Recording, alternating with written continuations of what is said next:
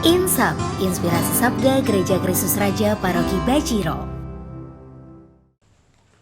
Saudara yang dikasihi Tuhan, selamat bertemu kembali dengan Inspirasi Sabda Gereja Kristus Raja Baciro. Hari ini Sabtu 28 November 2020, berkah dalam. Bagaimana kabar Anda saudara sekalian? Mudah-mudahan selalu diberikan kesehatan di tengah situasi pandemi yang masih saja belum berakhir ini. Saudara, di akhir pekan ini kita diajak merenungkan sabda Tuhan dari Injil Lukas bab 21 ayat 34 sampai dengan 36.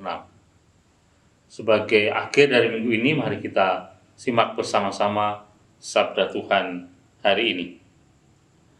Pada waktu itu, Yesus berkata kepada murid-muridnya, "Jagalah dirimu, jangan sampai hatimu syarat dengan pesta pora dan kemabukan, serta kepentingan-kepentingan duniawi.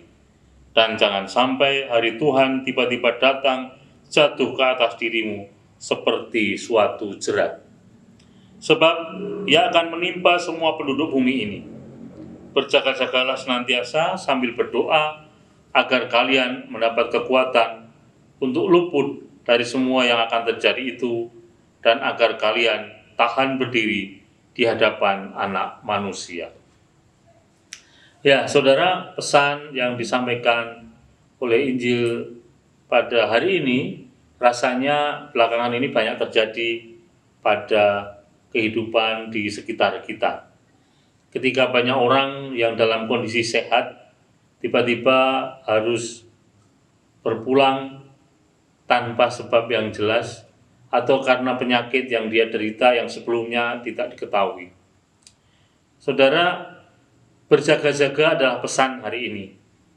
Kita harus senantiasa berjaga-jaga karena kita tidak pernah tahu apa yang akan terjadi pada diri kita, bahkan 1-2 menit yang akan datang. Apalagi besok atau lusa atau tahun depan. Semuanya tidak kita ketahui, hanya Tuhan yang tahu. Maka saudara, kita harus tetap berjaga-jaga justru karena situasi itu. Orang bahkan kadang-kadang tidak menyangka perjalanan hidupnya akan berjalan seperti apa atau akan berjalan ke arah mana. Orang hanya bisa mempersiapkan segala sesuatunya. Kita serahkan pada Tuhan, ke arah mana Tuhan akan membawa kita. Banyak orang yang sudah berusaha mati-matian, tapi juga tetap tidak membawa hasil.